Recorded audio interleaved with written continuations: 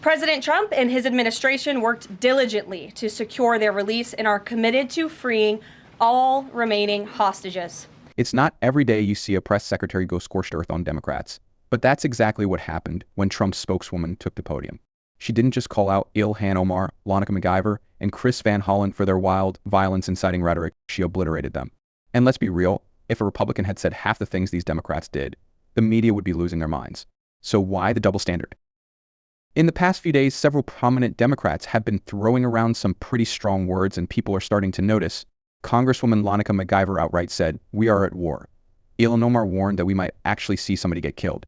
And Senator Chris Van Hollen, he didn't hold back either, saying, "We have to fight this in the Congress, we have to fight this in the streets." Which says the number of dead has risen to over 8,300 people, 70% of them women and children, including 3,457 children. Think of it like this: if a Republican had said something even remotely close to that, can you picture the outrage?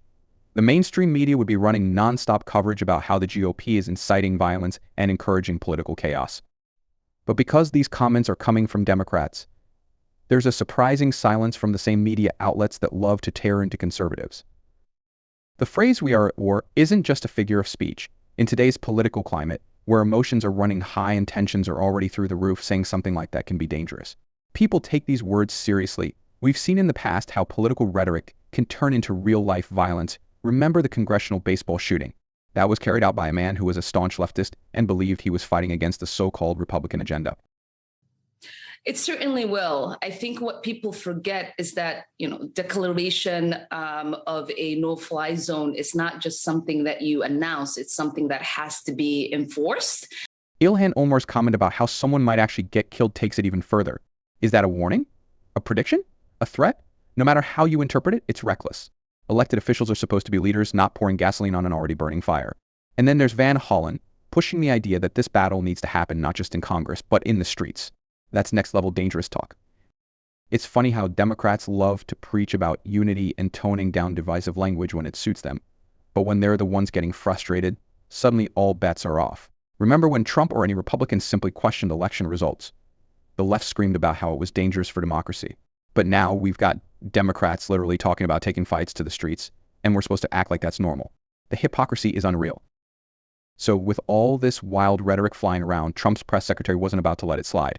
She came out swinging at the press conference, making it very clear that this kind of talk is unacceptable and should be called out for what it is: dangerous incitement. Our heroic ICE agents continue to prioritize the removal of violent, criminal, illegal aliens in communities across the country. On February 3rd, ICE Dallas arrested a citizen of Nicaragua who has been convicted of sexual assaults. She put it bluntly: if you heard that type of violent, inciting rhetoric from our side of the aisle, there would be a lot more outrage in this room today. And she's right. The media would be losing their minds if a Republican said anything remotely close to what these Democrats have been saying. She didn't just call out the hypocrisy, though. She also set the record straight about what's actually happening. Democrats are acting like Trump is orchestrating some kind of government takeover when, in reality, his administration is doing exactly what he said he would, making government more efficient and accountable. But instead of having a rational conversation about policies, Democrats are resorting to fear-mongering and apparently violent rhetoric. And let's be honest, if a Republican ever stood at a podium and said, "We are at war," or "We need to fight this in the streets," the FBI would probably be knocking on their door within the hour. But when Democrats do it, nothing. That's the double standard we're dealing with. Who has been convicted of lewd acts with a minor and sentenced to 364 days. And ICE Atlanta arrested a citizen of Mexico who has been convicted of homicide by vehicle and hit and run and sentenced to 6 months confinement. A big chunk of the press conference also revolved around Elon Musk's involvement in the Trump administration. Yes, that Elon Musk, the guy behind Tesla, SpaceX, and apparently now a key player in government efficiency. Democrats have been freaking out over the fact that Musk has access to certain government systems, with some of them even suggesting that he might have control over sensitive financial data. But the press secretary shut that down real fast. She made it crystal clear Musk and his team do not have access to rewrite any code or make changes. They're just reviewing how things are being run to see where the government is bleeding money. And let's be real, doesn't it make sense to have someone like Musk, who actually understands how to run massive operations efficiently, take a look at the mess that is the US government? Trump was elected on the promise of draining the swamp and making things work for the American people, and that's exactly what's happening. So of course the establishment isn't happy about it. No press conference under Trump's administration would be complete without addressing the immigration crisis. And unsurprisingly, this one was no different. The latest reports suggest that while thousands of illegal immigrants are being arrested, some are also being released with monitoring devices instead of being deported. Naturally, that raised a few eyebrows. I have seen the reports, and I'm glad you brought it up because we want to address it. There have been a total of 461 illegal aliens. This is of this morning when I got this information from DHS that have been released from custody of the more than 8,000 that have been arrested since President Trump was inaugurated. The press secretary didn't dodge the question. She admitted that yes, some migrants have been released, but for very specific reasons, either because there wasn't enough detention space or because they had serious medical conditions. But let's put this in perspective. Since Trump was inaugurated, over 8,000 illegal immigrants have been arrested, and only around 461 have been released. That's less than 6%. The administration's stance on this issue is crystal clear. We are doing everything we can to deport and detain illegal immigrants. But here's the catch. There's only so much they can do without the support of Congress. That's why Trump has been pushing for more funding for ICE and Border Patrol, yet Democrats have consistently stood in the way. It's the same old story. The left complains about border policies but refuses to provide the resources needed to actually fix the problem. They love to point fingers at Trump, but when it comes time to step up and be part of the solution, they're nowhere to be found. The press conference took a sharp turn when the topic of Trump's proposed plan for rebuilding Gaza came up, and of course Democrats weren't happy about it. So what exactly is Trump's plan? Basically, his administration is pitching a new strategy to stabilize the region, and it's a bit out of the box, as the press secretary put it. Rather than following the same failed approaches from past administrations, Trump wants to work with Middle Eastern allies to rebuild Gaza into something sustainable.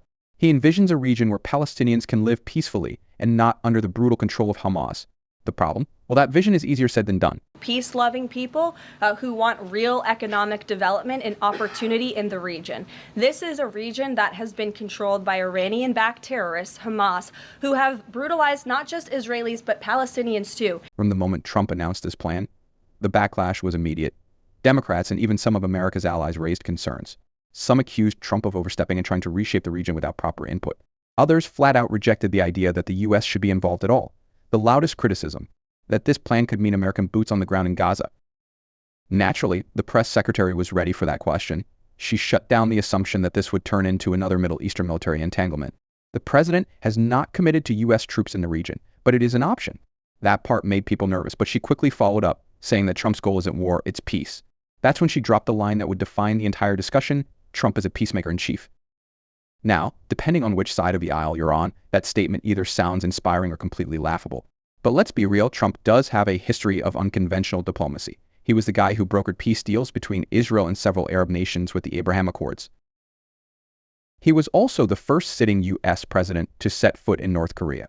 So love him or hate him, he's clearly not afraid to shake things up. But the reality is, his Gaza plan is already facing resistance. Egypt, Jordan, and Saudi Arabia have made it clear they're not eager to take in Palestinian refugees. The question now is whether Trump can work his infamous deal-making magic to get these countries on board. Either way, this is shaping up to be one of the biggest foreign policy debates of his administration. So what are your thoughts on this? Let us know in the comments below.